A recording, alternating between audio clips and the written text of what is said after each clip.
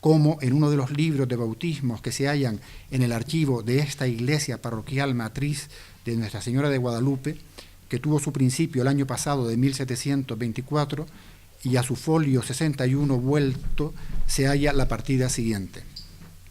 En Lanzarote, en 24 de marzo de 1726 años, yo, don Salvador de Armas Clavijo, presbítero, de licencia del señor licenciado don Diego José Betancourt y Nantes, venerable beneficiado de esta iglesia parroquial de Nuestra Señora de Guadalupe, bauticé, puse óleo y crisma a José Gabriel, hijo legítimo de don Nicolás Clavijo y de doña Catalina Fajardo y Clavijo, vecinos de esta villa. Fue su padrino el señor licenciado don Ambrosio Cayetano de Ayala y Navarro, comisario de los Santos Tribunales de Inquisición y Cruzada, venerable beneficiado rector de esta iglesia parroquial de Nuestra Señora de Guadalupe. Vino la criatura a la pila de 6 días. Doy fe y lo firmé, Betancourt, Salvador de Armas Clavijo, con lo que parece que nació el 18 y no el 19 de marzo de 1726.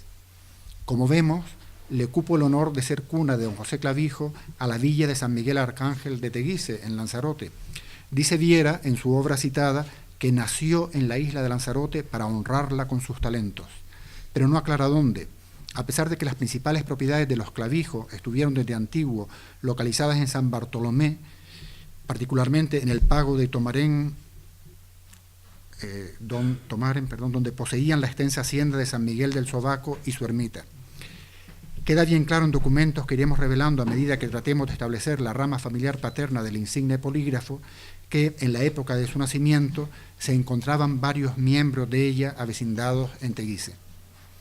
Todos coinciden, siguiendo a don José de Viera, quien como pariente cercano debía saberlo bien, que sus padres fueron don Nicolás Clavijo y Álvarez, don Nicolás Clavijo y Álvarez, natural de la villa de la Orotava en Tenerife, gracias,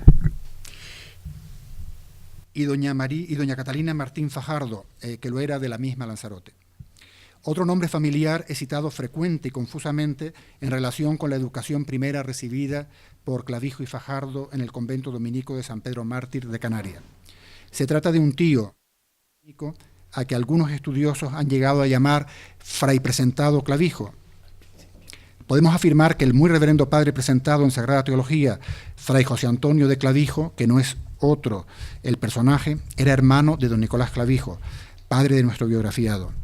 Nacido hacia 1683, profesó, según Millares Carlo, en la orden dominicana y desempeñó los cargos de regente de estudios en el convento que estos religiosos poseían en la Orotava, y consultor y calificador del Santo Oficio.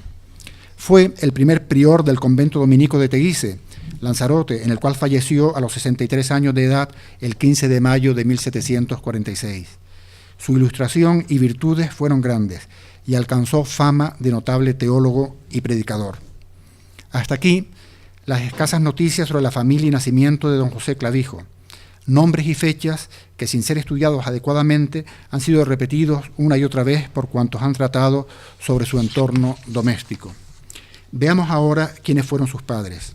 Don Nicolás Clavijo y Álvarez, o Clavijo Álvarez de Valladares, o incluso Clavijo y Martín, como también fue conocido, nació efectivamente en la Orotava, concretamente en su puerto, el día 10 de septiembre de 1694, y fue bautizado en la parroquia de Nuestra Señora de la Concepción el 19 siguiente, como hijo legítimo del capitán Diego Clavijo Perdomo, natural de San Bartolomé en Lanzarote, y de Catalina Álvarez Suárez de Valladares, que lo era a su vez de Sebastián Álvarez y de Antonia Suárez de Valladares, todos tres naturales de la Orotava y vecinos de Lanzarote.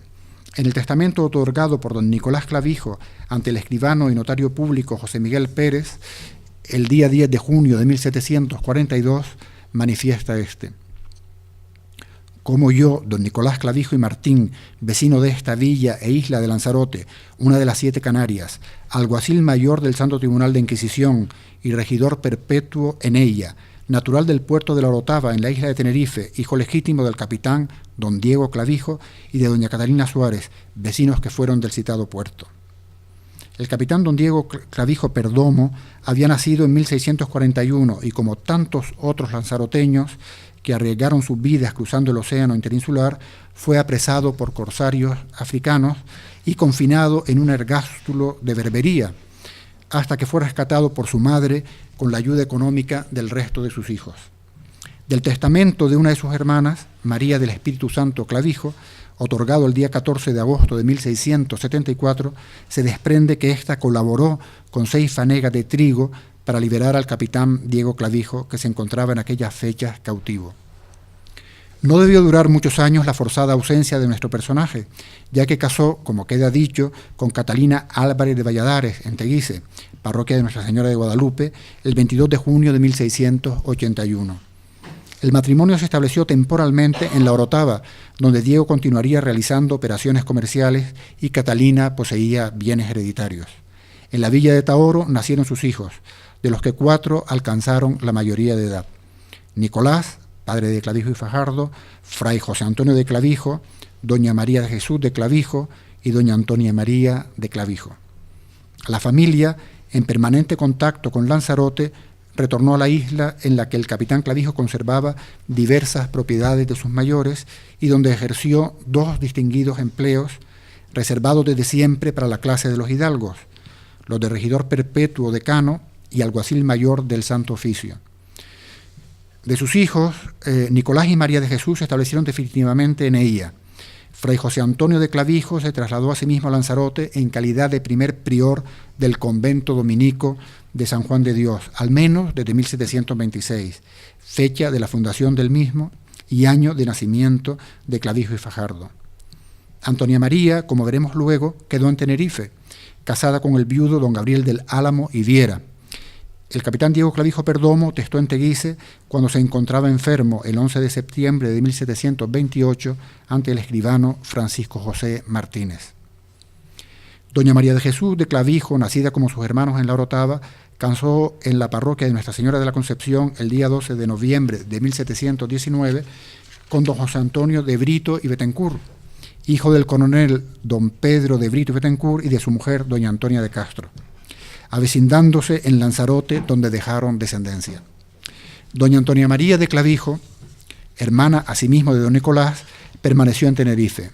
Había casado en la misma parroquia el día 25 de diciembre de 1722 con don Gabriel del Álamo y Viera, o Viera del Álamo, como también se firmaba, que estaba viudo de doña Lucía García de Horta y Estrada. Don Gabriel del Álamo y su segunda mujer procrearon 10 hijos, a saber, Josefa Jacinta, Antonio José Domingo, Nicolás Antonio y Gabriela, nacidos en La Orotava, Antonio Francisco José y José Antonio, que lo hicieron en el Realejo Alto, Antonia Florentina de la Trinidad, Felipe Nicolás Domingo, María Joaquina y Andrés Domingo, que vinieron al mundo en el puerto de La Orotava. Nicolás Clavijo y Álvarez Valladares, que ejerció como escribano público, cuyo segundo apellido compuesto utilizaría como seudónimo Clavijo y Fajardo, había casado en Teguise, en la iglesia de Nuestra Señora de Guadalupe, a la que Viera no dudó en calificar como una de las más hermosas y mejor dotadas del archipiélago, el 24 de mayo de 1717, con doña Catalina Martín Fajardo y Clavijo, su prima, previa dispensa del 3er grado de consanguinidad. Doña Catalina era hija del alférez don Domingo Hernández Fajardo, natural de Buenavista en Tenerife, y de su mujer doña Ana de Clavijo. Vivían en su hacienda de la aldea de Testeina. Casó don Nicolás Clavijo por segunda vez en la citada parroquia el 30 de enero de 1740 con doña Sebastiana Magdaleno de Medina, hija de Mateo Magdaleno y de Antonia Ignacia de Medina, con la que tuvo a doña Nicolasa Clavijo, mujer de Vicente Gutiérrez de Franquis. No es lugar este para extendernos en la genealogía de la familia Clavijo. Los interesados en ella pueden recurrir a unas notas sucintas que incluimos en el tomo introductorio a la edición ya citada de El Pensador, obra publicada en facsímil bajo los auspicios de la Real Sociedad Económica de Amigos del País de Tenerife, y por supuesto al monumental trabajo de don Francisco Hernández Delgado, dedicado a la familia Clavijo. Sin embargo, queremos aclarar que esta familia tiene como tronco en Canarias a Juan de Clavijo el Viejo, sevillano que asistió a la conquista de Tenerife en calidad de paje del primer adelantado, y a su segunda mujer, María Hernández, toda vez que de la primera, María de Ponte, no queda descendencia en las islas, aunque sí probablemente en el Perú. Nicolás Clavijo y su primera mujer, doña Catalina Martín Fajardo, tuvieron 4 hijos, de lo que fue el más pequeño, nuestro José Clavijo y Fajardo. Hermanas suyas lo fueron doña Ana Catalina Clavijo y Fajardo, casada en Teguise el 20 de septiembre de 1734, con don Gaspar Domingo de Salazar Carrasco y Miranda, y doña Catalina Clavijo y Fajardo, mujer desde el 15 de octubre de 1733 de don Manuel Feo de Betancourt y Cabrera. De su hermano, el capitán don Salvador Clavijo y Fajardo, alférez mayor y regidor perpetuo de Lanzarote, casado en primeras nupcias con doña Nicolasa María de Socas y Clavijo, descienden los de esta rama de la familia Clavijo, quienes, por obra y arte de un precipitado e incompleto estudio inserto en la segunda edición del Nobiliario y Blasón de Canarias de Francisco Fernández de Betancourt, se han visto, sin pretenderlo, constituidos en únicos detentadores de una filiación supuestamente agnada que excluye del frondoso árbol familiar a centenares de individuos portadores del apellido y retoños, al fin, de otras ramas con igual o mejor derecho. Establecidos los 4 abuelos del ilustre escritor, nos conviene hacer hincapié en la figura del alférez don Domingo Hernández Fajardo, su abuelo materno, en la que creemos encontrar algunos de los gérmenes de la filantropía que fue norma y práctica de Clavijo y Fajardo. Este personaje se trasladó a Lanzarote, sin duda, con motivo de las múltiples transacciones comerciales llevadas a efecto entre los puertos de Garachico y Arrecife. Tenemos constancia de su participación en compras y ventas de cereales y esclavos. Era analfabeto, como él mismo declaró en su testamento, otorgado en sus casas de Testeina el 19 de enero de 1723, lo que no le impidió ser uno de los valedores más generosos y dispuestos a la hora de defender los derechos de los habitantes de la isla de Lanzarote. En su calidad de síndico personero general se desplazó en diversas ocasiones a costa de su peculio a la isla de Gran Canaria con el fin de litigar cuantos pleitos consideró oportunos para el beneficio de sus paisanos. Pero oigámoslo de su propia voz cuando dicta a la amanuense su última voluntad. Declaro que en el año de 98 se me nombró la primera vez de personero de esta isla y conseguí despachos a favor de la isla a costa de mi caudal. Y en el año de 10 pasé a Canarias con ciertas dependencias que me encargó la vecindad. Y por acuerdo, y lo mismo en el año de 13 y solo en el pleito con los mercaderes, tuvo esta isla más de 40.000 reales de avanzo. Y todo lo defendía costa de mi caudal, sin habérseme pagado cosa alguna. Como ni tampoco en el año de 15, que pasé también a Canarias, y los gastos que he hecho constan de mi libro de cuentas, memorias y recibos de los procuradores de Canarias. Y en el año de 20 me mandó llamar la Real Audiencia sobre ciertas razones que para ello tuvo, y estuve en dicha isla 2 años, haciendo muchos costos y gastos, además de los daños tan considerables que se me causaron a mi hacienda. Y todo se me debe pagar por la vecindad. Y aunque para dicha cobranza traje despachos, así de la audiencia como del gobernador de Tenerife, todavía no se ha cobrado cosa alguna. Mando que mis albaceas y herederos hagan dicha cobranza para el pagamento de mi funeral y deudas. Otra cláusula de este expresivo documento nos dice: declaro tener algunas cuentas con algunas personas de esta isla, a quienes he prestado dinero y granos. Mando se ajusten y se cobre lo que debieren, según consta de mi libro, menos alguno que sea pobre y no tenga con qué pagarme, que a estos, en este caso, les perdono lo que me debieran. Estamos ante la imagen del hidalgo labrador, honrado practicante de esa caridad cristiana que a su nieto ilustrado le gustaba llamar beneficencia. Él mismo había padecido en carne propia los crueles avatares climatológicos de una geografía en la que las fortunas, trabajosamente alcanzadas, cambiaban de manos o desaparecían en un abrir y cerrar de ojos. Para confirmar lo dicho, transcribiremos finalmente otra cláusula del testamento de don Domingo Hernández Fajardo. Declaro que según los inventarios que yo y dicha mi mujer hicimos al tiempo de nuestro matrimonio, teníamos muchos bienes. Pero habiendo entrado los años de 89, 93, 700, 701, 2 y 3, que fueron muy malos, perdimos unos y otros, especialmente todos los muebles, sin embargo de haber pasado mucha parte de ellos a Fuerteventura para escaparlos, y no se pudo por la miseria del tiempo. Y así se consumió en la manutención de la familia las fanegas de pan que teníamos. Doña Ana de Clavijo, mujer de Domingo Hernández Fajardo, había tenido de un primer matrimonio 3 hijos. Uno de ellos, don Salvador de Armas Clavijo, sacerdote y síndico personero como su padrastro, que profesó luego como franciscano, fue el encargado de proteger y cuidar a la madre de Clavijo y Fajardo, huérfana desde la infancia. Suponemos que no tuvo ocasión de conocer, o al menos tratar a su abuelo, si es que éste falleció de la enfermedad que le movió a testar, al menos pudo tener noticia por su tío de la limpia ejecutoria de su abuelo labrador. Pero entre los vínculos familiares quizás sea el más destacable el mantenido con su tío, Fray José Antonio de Clavijo. Todo hace pensar que la educación de nuestro futuro polígrafo le fuera encomendada desde la primera infancia, si tenemos en cuenta que el fraile dominico se encontraba en Teguise, dirigiendo el convento de San Juan de Dios desde 1726, año del nacimiento de Clavijo. No es difícil imaginar que, una vez trasladado Fray José al monasterio de San Pedro Mártir de Canarias, llevara consigo al sobrino predilecto al que ya habría aleccionado en su villa natal. Don Nicolás Clavijo pudo haber fallecido luego de otorgar su testamento, que tiene fecha de 1741, dejando a su hijo menor huérfano con apenas 15 años de edad.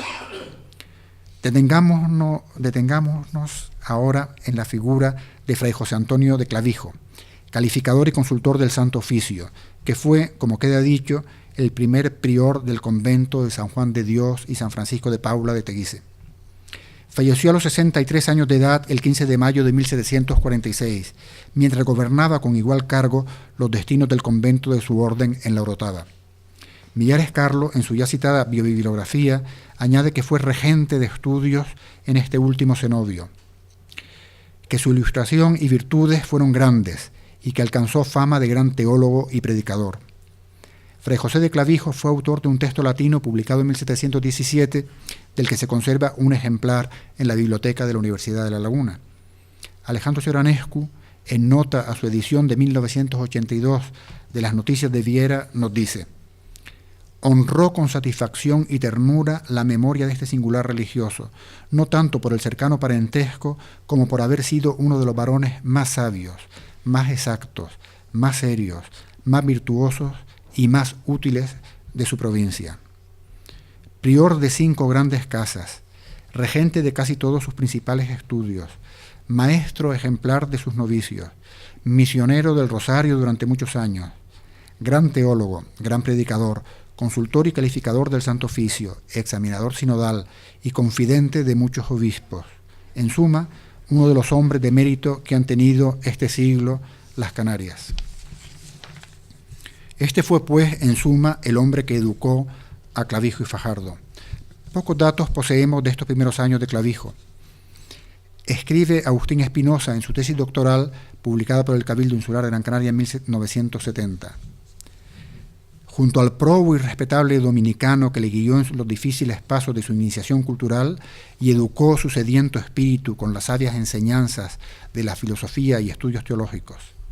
Dice Dubourg, hablando de aquella época de Clavijo en la biografía publicada en la Ilustración de Canarias: por aquellos tiempos, la educación de la juventud se reducía al conocimiento del latín y a infundirles una filosofía completamente eclesiástica y teocrática. Reducida la razón a discurrir en estrecho recinto, no se atrevía a traspasar la valla impuesta por la costumbre y la severidad religiosa. Preciso era, para salir del adocenado carril, una fuerza de voluntad privilegiada, un entendimiento claro y despreocupado, a fin de apartarse de los viciosos ergos de una ideología que llamaremos circular y de los insípidos argumentos de la escuela. El buen religioso Clavijo, excelente latino y filósofo escolástico, hasta dejarlo de sobra, explicaba a su sobrino los fundamentos de las ciencias filosóficas, pero apartándose continuamente de cuanto pudiera oler a libre examen. El discípulo escuchaba atentamente, mas sembraba en las conferencias, con harto asombro del buen padre, puntos de puro racionalismo, que venían, como otros tantos arietes, a desmoronar el edificio escolástico. El eclecticismo, que no había aún brillado en el mundo, se revelaba en las audaces proposiciones del joven Clavijo, y embarazado el tío, con tal locuaz perspicacia, solía decir a su amigo el padre Enrique: mi sobrino será un gran impío o un gran santo. Ni lo uno ni lo otro fue, sin duda, nuestro héroe, pero basta lo apuntado para dar a conocer a nuestros lectores que el joven Clavijo poseía desde entonces una facilidad de ingenio que, como dice Viera, han comprobado sus escritos. Agustín Espinosa, en su bellísimo texto Lancelot, 28 grados, 7 grados, nos traslada poéticamente a la infancia de Clavijo en Teguise con estas palabras. La floración más fuerte de la literatura de las Islas Canarias se produjo en el siglo XVIII, en Tenerife y Lanzarote fundamentalmente. El Puerto de la Cruz, escuela de la erudición humanística de nuestros 700, nos dio a los Iriarte. Don Tomás, tan representativo en su aspecto fabulario de la centuria neoclásica. Don Juan, signo máximo de la crítica española más próxima al 900. El Realejo Alto nos dio a Viera, primera piedra básica de nuestra historiografía, gran erudito de la serie de los Burriel y de los Flores. La Orotava a Graciliano Afonso, poeta del rococó más puro, eglógico auténtico del fin de siglo. Teguise a Clavijo y Fajardo. Teguise es un pueblecito alegre, rumoroso, que hace girar su rueda de colores frente a la blanca arquitectura general de la isla. Acostado confiadamente al pie de una montaña encastillada, sin temor de peligros inéditos. Su sonreír es el del niño durmiente de los cuadros, protegido sobre el precipicio por las alas fáusticas del ángel de la guarda. La montaña de Huanapay es el ángel custodio de Teguise. Por ella sonríe confiado el pueblo de las mujercitas de andar jaguarino y largo mirar de novias de film yankee. Por ella una aureola, una aurora de claridad perenne juega a los moros entre un sonar de campana de leyenda y un correr regocijado de película de Harold. Sobre la montaña, el castillo de Santa Bárbara pone su nota tradicional, de una tradición de incursiones africanas, que el romancero de las islas ha cantado con sentimiento propio, dando categoría atlántica peculiar a un tipo de romance exactamente canario. Mañanita de San Juan, como costumbre que fuera, las damas y los galanes a bañarse a las arenas. Laurencia se fue a bañar, sus carnes blancas y bellas. Vino un barquito de moros y a Laurencia se la llevan. En este pueblo, Teguise, jovial y esperanzado, nació José Clavijo y Fajardo hacia los finales del primer tercio del siglo XVIII. Esa fianza en sus destinos, esa tranquilidad escolar, con Ángel Custodio de Teguise, explican una gran parte de la obra y la vida aventurera de Clavijo y Fajardo. En esa escuela sin maestros del fiar, el hijo del parto más jubiloso de Lanzarote aprendió a saltar audazmente los dobles obstáculos peligrosos de la vida. En sus correrías de infante por las calles de Teguise, recogió Clavijo y Fajardo la prodigiosa cosecha de valentías confiadas, futuros salvavidas para los naufragios imprevistos de los días. De lo anteriormente expuesto, podemos sacar algunas conclusiones. La infancia de Clavijo y Fajardo se desarrolló entre la Real Villa de San Miguel Arcángel de Teguise, las propiedades familiares en San Bartolomé y la aldea de Testeina. Su familia pertenecía a la clase dominante y la mayor parte de sus ancestros habían desempeñado empleos y cargos en la milicia, el regimiento y la iglesia. No eran ricos, como no lo era apenas nadie en el Lanzarote de la época, pero tuvieron un mediano pasar, siempre dependiente de la bondad de las cosechas. Los años buenos, el trigo y la cebada son tan abundantes que se puede pensar en una economía saneada, pero como ya hemos podido comprobar, una serie de años de sequía podían acabar con todo, incluso con los muebles de la casa. Esta frugalidad de costumbres a la que se vieron abocados los espartanos habitantes de nuestras islas más orientales puede ser rastreada en la personalidad de Clavijo y Fajardo. En su pensamiento 37 late toda una defensa de la pobreza, del vivir acomodados a aquello que nos depara la fortuna, sin envidiar los lujos externos de los que hacen gala otros y que pueden llegar a ser causa de padecimientos. No deja de emocionarnos su largo poema eglógico en el que exalta las bondades de la agricultura y la vida campesina, quizá nostalgia de una infancia apacible y agraria. Podemos conocer a algunos de sus parientes de primera mano.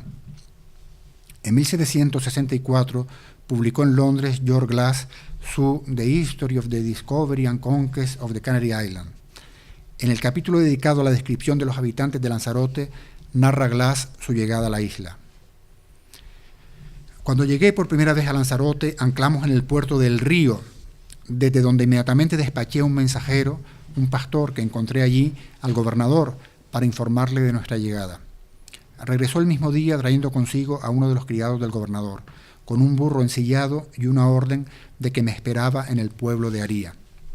En consecuencia, salté a tierra y llevé conmigo a un joven de Tenerife. Después de subir la empinada roca por la estrecha senda, encontramos el asno ensillado esperándonos, el cual monté y pronto llegamos al pueblo, en donde encontramos al gobernador sentado en un banco delante de su casa, el cual al acercarme me abrazó y me saludó a la manera española. Estaba vestido con un chaleco negro de tafetán, los calzones de la misma tela, con medias de seda, un gorro de dormir de lino con lazos, con un sombrero de anchas alas caídas. Este atavío le hacía parecer muy alto, aunque en realidad tendría unos 6 pies y parecía tener alrededor de los 55 años. Al cabo de un tiempo de estar sentados en la puerta, me hizo entrar en la casa y me presentó a algunas señoras, quienes me parecieron su mujer y sus hijas. Fue esta una fineza de no poca consideración en esta o en cualquiera de las otras Islas Canarias. Aunque había dejado el barco antes de la hora de comer, nadie me preguntó si había comido, de modo que ese día ayuné desde por la mañana hasta por la noche. Es una extraña forma de finura entre la gente acomodada de aquí que consiste en que uno no debe pedir nada de comer, por muy hambriento o desmayado que esté, en una casa ajena, pues una libertad de este tipo se consideraría como el mayor grado de vulgaridad o mala crianza. Por tanto, cuando hay una oportunidad, hice que tenía que ir a hablar con mi criado, pero en verdad para tratar de conseguir alguna comida por mi cuenta. Me di cuenta que el joven de Tenerife había sufrido tanto como yo. De cualquier manera le di algún dinero y le mandé traer lo que pudiera encontrar que fuera comestible, y que en caso de no conseguir nada mejor, que me trajera una pella de gofio o un puñado de harina. Pero su búsqueda resultó inútil, no habiendo allí ni pan ni otra cosa comestible en venta. Al fin llegó la hora de cenar, y la comida fue, por lo que respecta a aquella parte del mundo, no solo buena, sino muy elegante, compuesta de diferentes platos. En todo el tiempo que estuvimos en la mesa, las señoras se mostraron muy minuciosas en cuanto a sus preguntas referentes a las mujeres inglesas, su aspecto, sus vestidos, comportamiento y diversiones. Contesté a todas aquellas preguntas lo mejor que pude, pero quedaron muy escandalizadas acerca de lo que les dije sobre su libre comportamiento. Y cuando les informé acerca de las costumbres de las señoras francesas, me dijeron claramente que no era posible que pudiera haber entre ellas mujeres virtuosas. Después de retirarse las señoras, el anciano señor exaltó el poder, la riqueza y la grandeza del rey de España, por encima de todos los reyes del mundo. Añadió que los españoles, en cuanto a valentía, sobriedad, honor y fervor por la verdadera religión, superaban a todo el resto del mundo. Entre otras cosas, me preguntó si Inglaterra y Francia estaban en la misma isla, o si estaban en islas diferentes. Le rogué me hiciera el honor de visitarme a bordo de mi barco en el río. Me contestó que lo haría con todo el corazón si mi barco se encontrara en Puerto Naos, pero que sería indecoroso que un hombre de su categoría bajara la colina a gatas. Este personaje contemporáneo y paisano de Clavijo y Fajardo bien pudo ser don Francisco Fernández de Socas, alguacil mayor del Tribunal del Santo Oficio y alcalde mayor de la isla, de cuya vara tomó posesión el 13 de agosto de 1756. Suegro de don Salvador Clavijo y Fajardo, hermano de don José, tenía sus casas en el pueblo de Aría y fue uno de los hacendados más poderosos de la isla en su tiempo. Su carrera profesional y literaria. En Las Palmas estudió humanidades junto a su tío, el ya citado fray José Antonio de Clavijo, y gracias a las enseñanzas del regente don Tomás Pinto Miguel adquirió conocimientos de derecho. A los 19 años marchó a Ceuta como oficial primero de la Secretaría del Ministerio de Marina y luego al campo de San Roque en calidad de secretario de la Comandancia General. Nombrado secretario particular del comandante don José Vázquez Priego, se estableció en Madrid en 1749, donde, gracias a la protección del Marqués de Grimaldi, obtuvo una plaza de oficial de la Secretaría del Despacho Universal de la Guerra.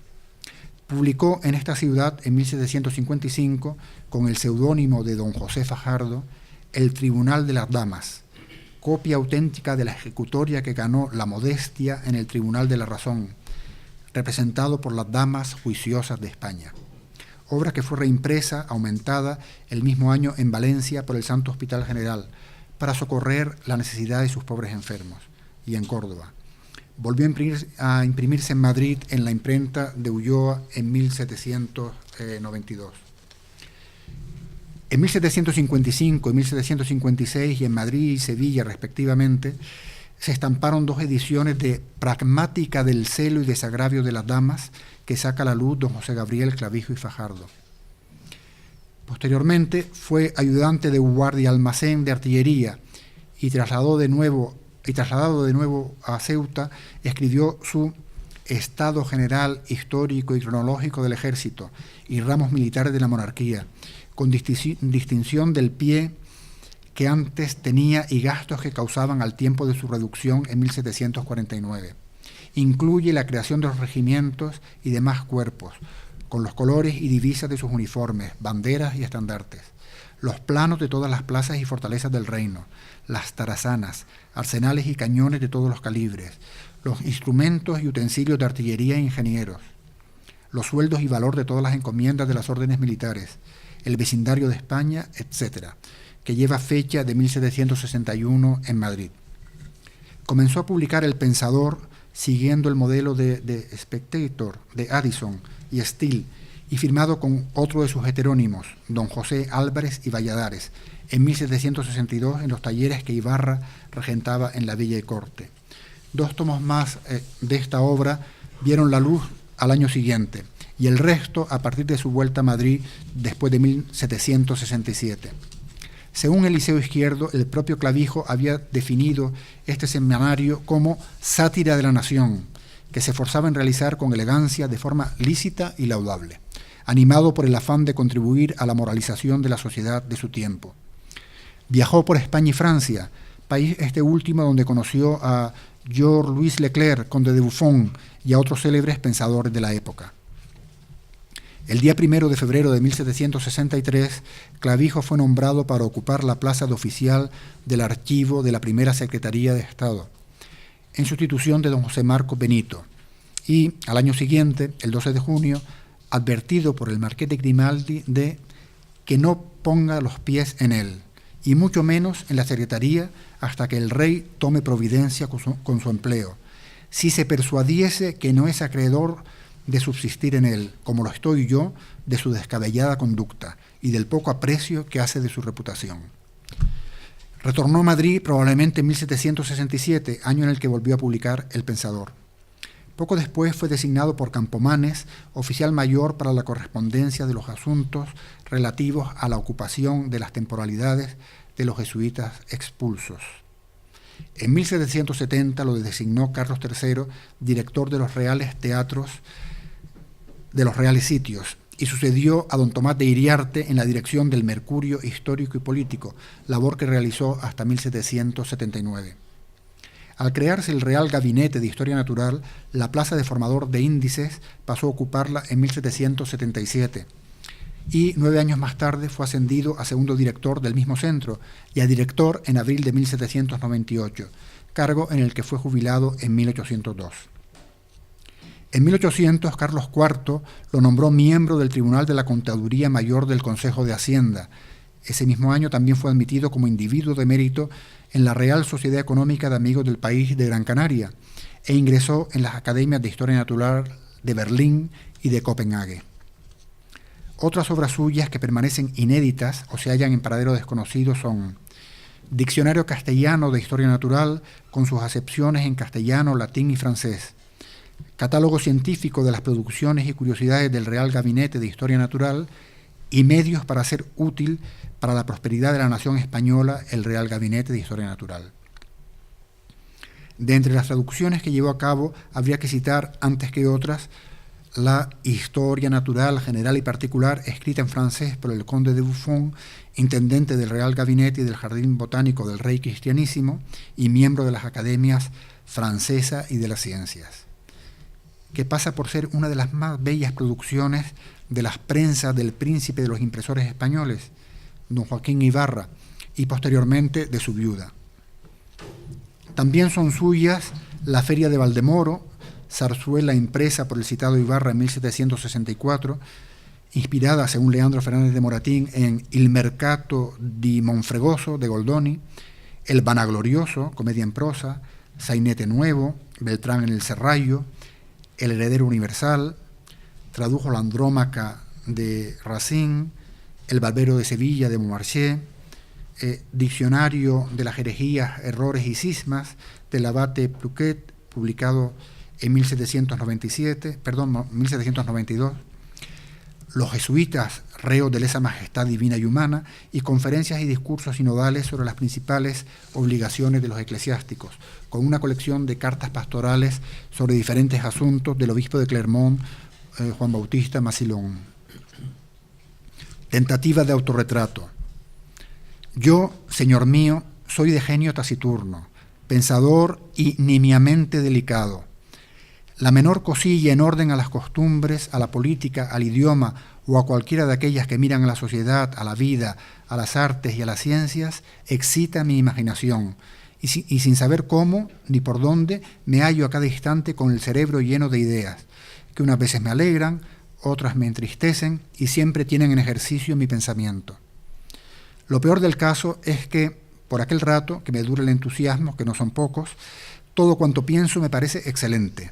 Me miro como el primero de los hombres, deploro la suerte de estos en no tenerme por su guía, y llega mi desvanecimiento hasta creer que podría contribuir a su felicidad. En esta divertida manía paso la mayor parte de mi vida, siempre pensativo, y casi siempre sin salir de mi cuarto. A los principios se volvían mis pensamientos por el mismo camino que habían traído.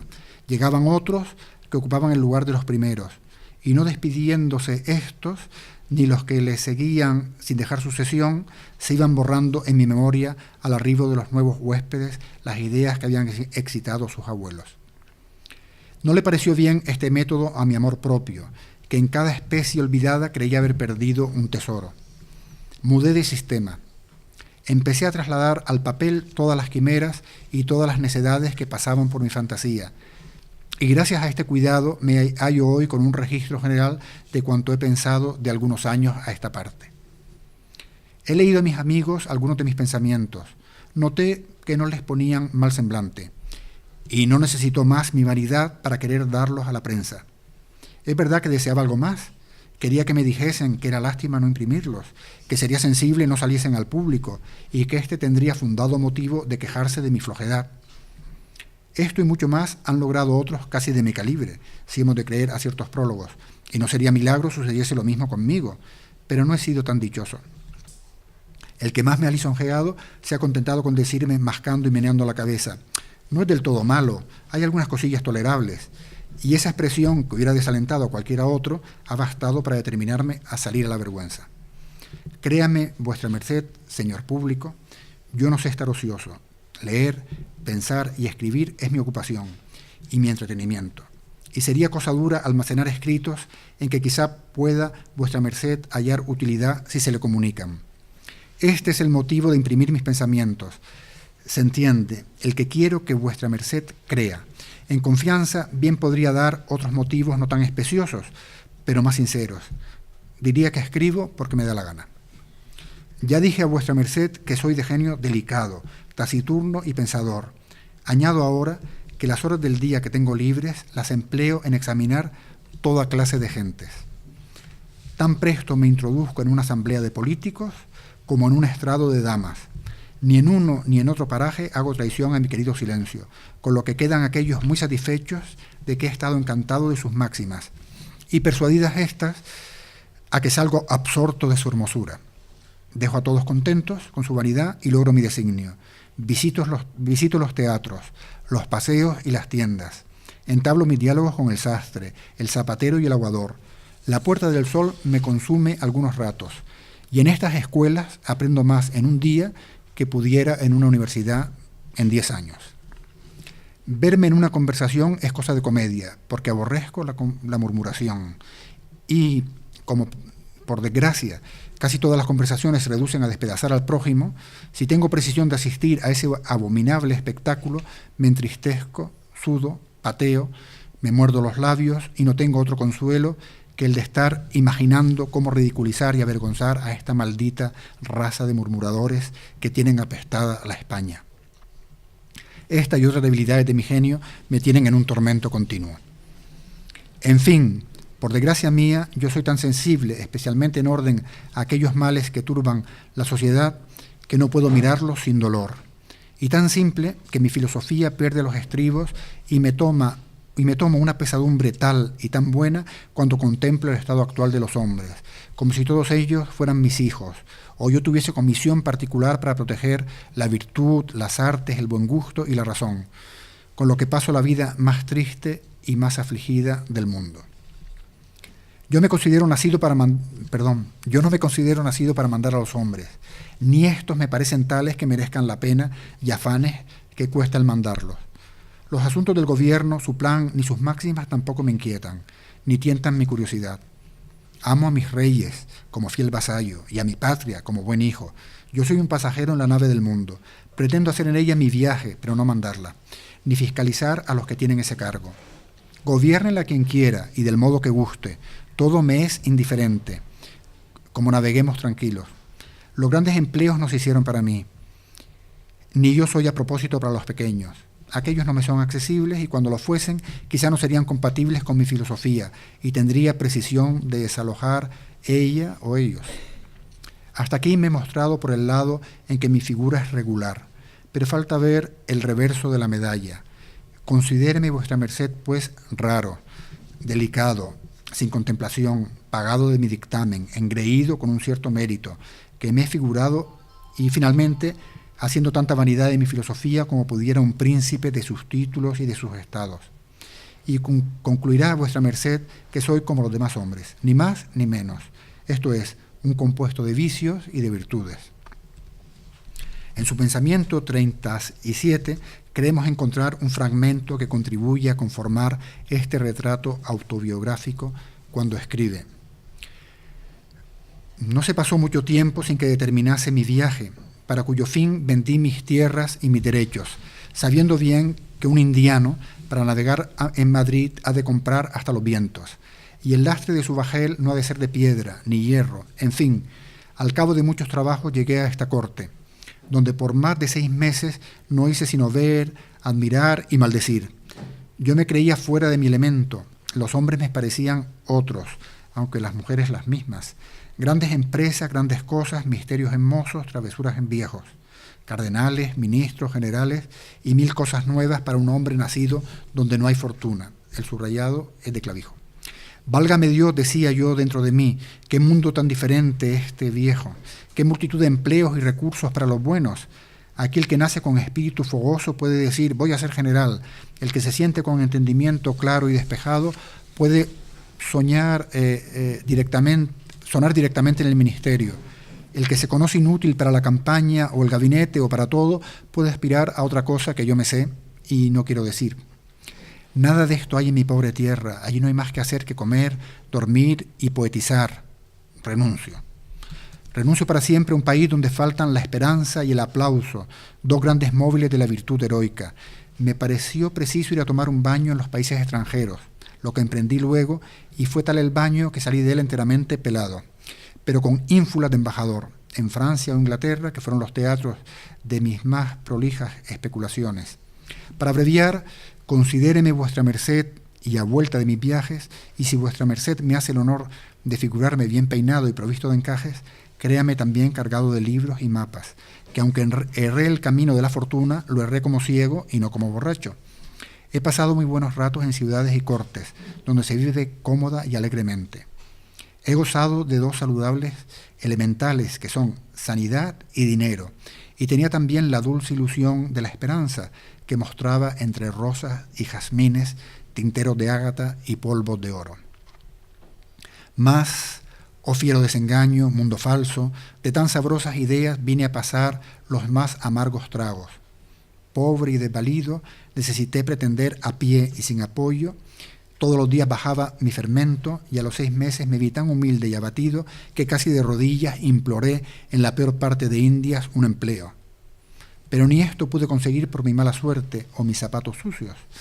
Yo ya en mis libros ingratos había aprendido que en las cortes era menester cuidar mucho de la superficie, pero poco aprovechan máximas aprendidas con gusto. Solo el dolor es maestro, que da memoria.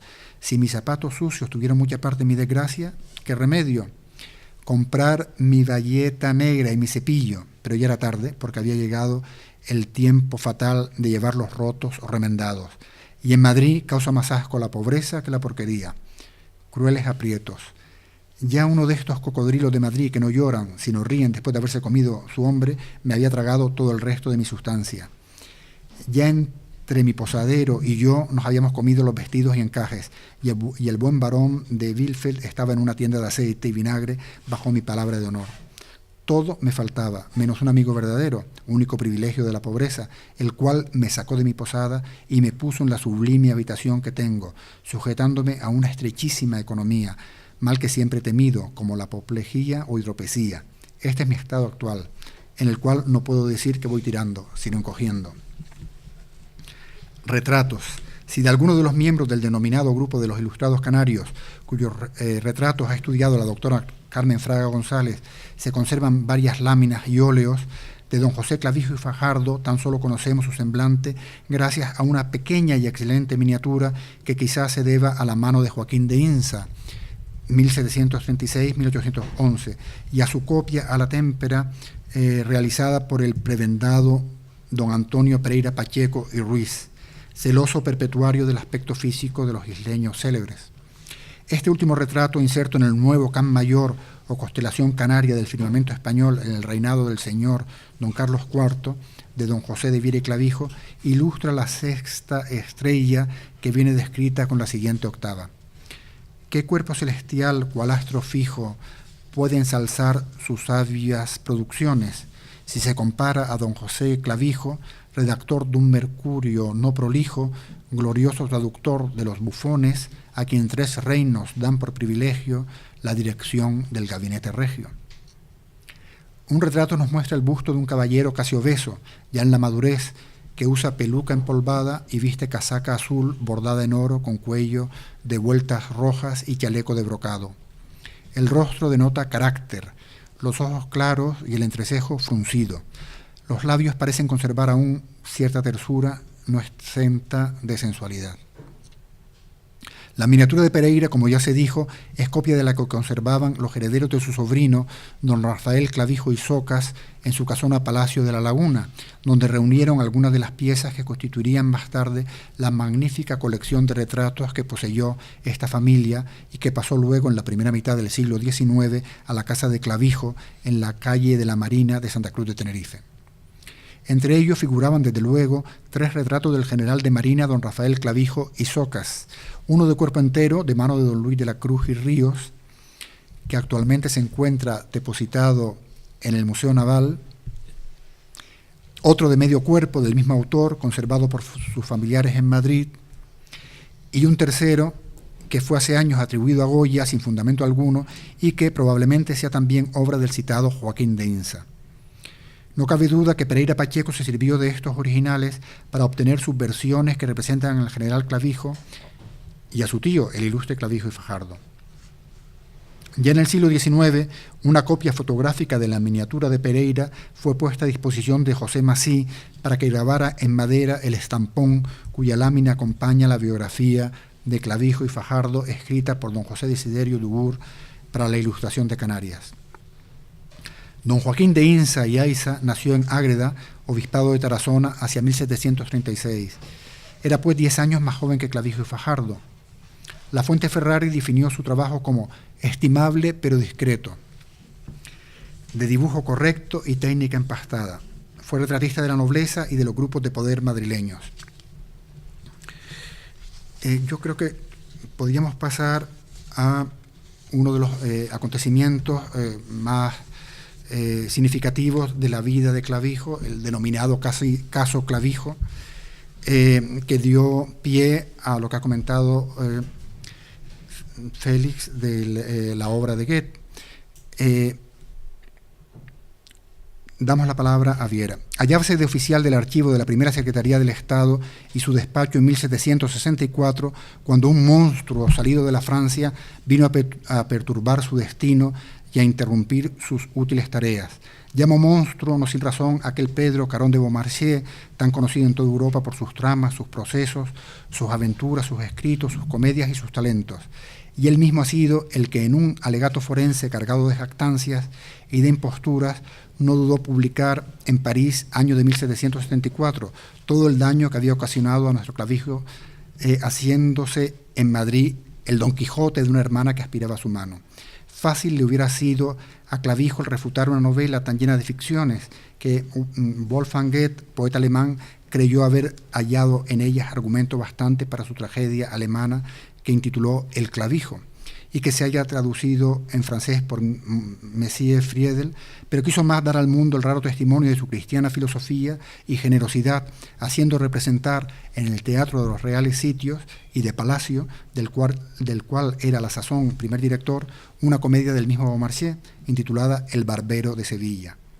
Con estas palabras describe Viera el famoso incidente que motivó que el apellido Clavijo fuera conocido en toda la cultura occidental, más allá del escaso número de historiadores a los que pudiera recordarle el nombre de aquella encrucijada de caminos medievales riojanos donde tuvo lugar la célebre batalla.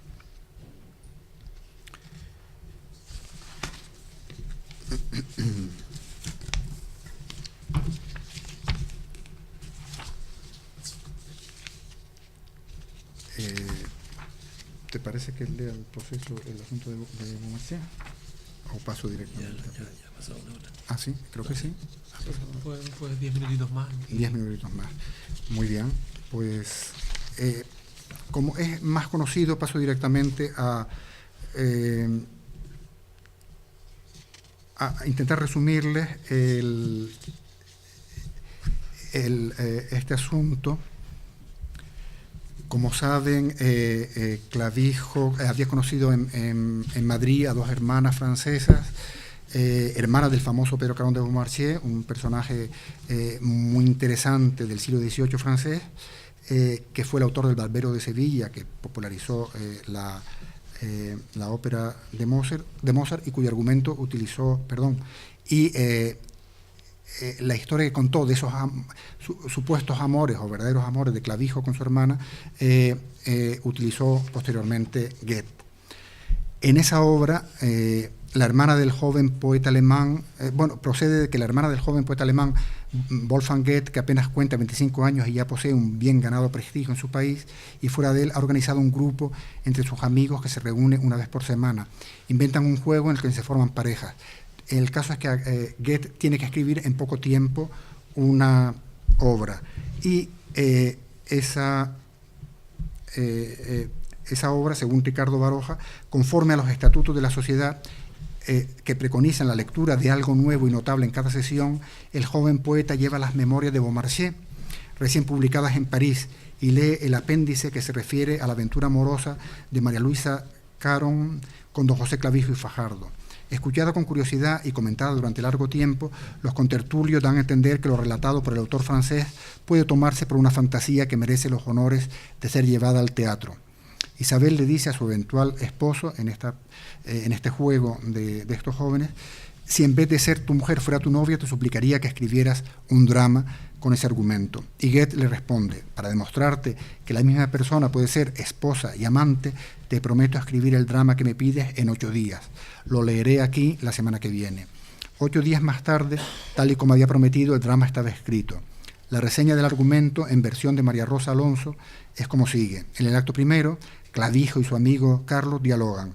La familia Beaumarchais, con el español Buenco, que ama en secreto a María, la novia de Clavijo, esperan al hermano que ha de vengar y hacer cumplir al novio su promesa. Una promesa de matrimonio en unas relaciones en las que la joven no ha perdido más que el corazón. Llega el hermano y termina el primer acto. En el segundo, Clavijo, en su casa, Beaumarchais y un amigo entran a visitarle. Aquel se presenta como un francés y le habla de sus méritos como director del Pensador. Luego le cuenta, sin referirse concretamente, la historia de su hermana. Clavijo va agitándose por momentos. Un joven de las Islas Canarias, dice el francés, frío, tranquilo. Al fin el hermano se descubre y obliga a Clavijo ante los criados a firmar su condenación y promesa. Este lo hace y, arrepentido de su conducta anterior, pide a Beaumarchais que interceda con su hermana para que le perdone. Al cambiar la escena, el amigo Carlos le amonesta por la determinación, pero Clavijo está decidido a casarse con María. En el acto tercero se arroja a los pies de su novia, suplica y obtiene el perdón. Buenco no cree en su protesta de amor. Beaumarchais llega y, al ver tanta nobleza, rompe el documento que le firmara de antemano y se lo entrega. En el acto cuarto, Clavijo y Carlos hablan. Carlos insiste en reprocharle su conducta y en haber estropeado su carrera de archivero del rey. Le señala que su novia está enferma, tuberculosa. Le pinta el cuadro de un matrimonio desdichado. Clavijo le contesta que ella está así por su culpa. Luego añade que en efecto está muy distinta. Al fin cede. La persuasión ha sido puntilla, asusadora, perforante, y el carácter débil, tornadizo, fatuo y mujeriego, más por presumir de mujer que por la mujer misma, se inclina. Acuerdan la trama aun cuando no quiere hacerle daño a Beaumarchais. Este llega a su casa y dice a las mujeres que Clavijo no está en la suya. Una carta de aquel, dictada por Carlos, le dice que le acusa de suplantación de nombre, de haberle forzado en su declaración, etc. María se desmaya y muere. La escena es de ira y de dolor. En el acto quinto, Clavijo y un criado ven el entierro de María. Se angustia el galán y se arroja sobre el cadáver. Beaumarchais le atraviesa el pecho. Antes de morir le cuentan la muerte de ella con el nombre suyo en los labios, pidiendo perdón y encargando a Carlos que no intente salvarle a él, y si a Beaumarchais muere. José María Valverde cree que Goethe consideraba su Clavijo como una obra de poco empeño. Sin embargo, en esta modesta línea, Clavijo ofrece una perfecta solidez de construcción y queda como uno de los mejores ejemplos del género tragedia burguesa de fines del siglo XVIII. Pasado el huracán transpirenaico, Clavijo recuperó su posición y prestigio y fue nombrado sucesivamente oficial mayor para la ocupación de las temporalidades de los jesuitas, director de los teatros de los reales sitios y director del Real Gabinete de Historia Natural, donde fue jubilado por el rey con los honores de consejero de Estado. En una fecha que desconocemos, contrajo matrimonio con doña María Teresa Martín Balmojados y Agua, natural de Fuentelaencina en el arzobispado de Madrid. Testan en Madrid en 1792, se nombraron el uno al otro únicos y universales herederos, y después del fallecimiento de ambos instituyeron por sucesora a la sobrina de doña María Teresa, doña María Baitúa y Martín Balmojados. Don José Clavijo murió en Madrid de avanzada edad después de una productiva existencia. La Gaceta de Madrid, el equivalente al boletín oficial de hoy en día, del viernes 1 de mayo de 1807, publicó la siguiente necrológica.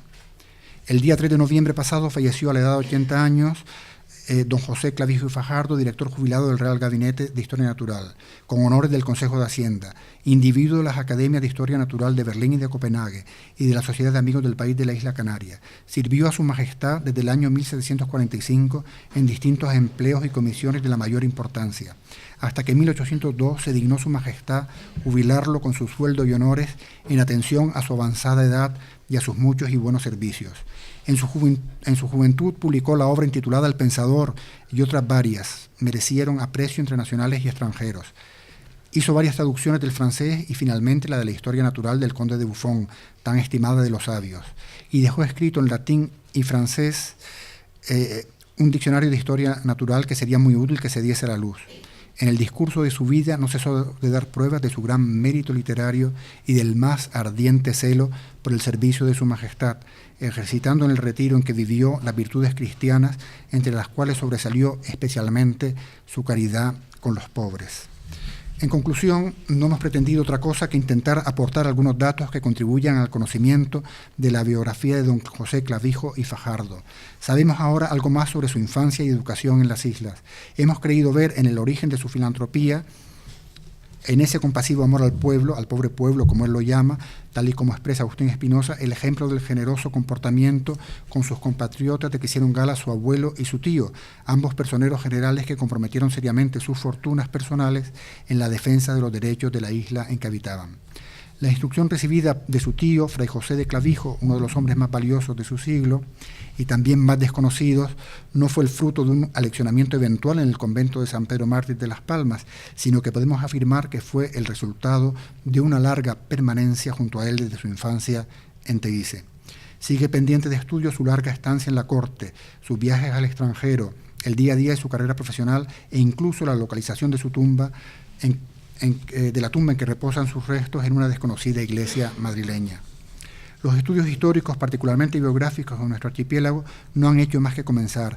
Pongamos como ejemplo el hecho de que a los 70 años de fallecido en Santa Cruz de Tenerife, el general Clavijo, sobrino de nuestro don José, se lamentaba don Patricio Estébanes que nadie supiera absolutamente nada de él a la hora de publicar su retrato en la galería que propició la Ilustración de Canarias. Don Rafael Clavijo y Soca fue uno de los marinos más sobresalientes del siglo XVIII español, destacándose como jefe de escuadra, ingeniero naval, director de los astilleros de La Coruña y luego del Departamento Naval de Cádiz, para terminar dirigiendo los correos marítimos.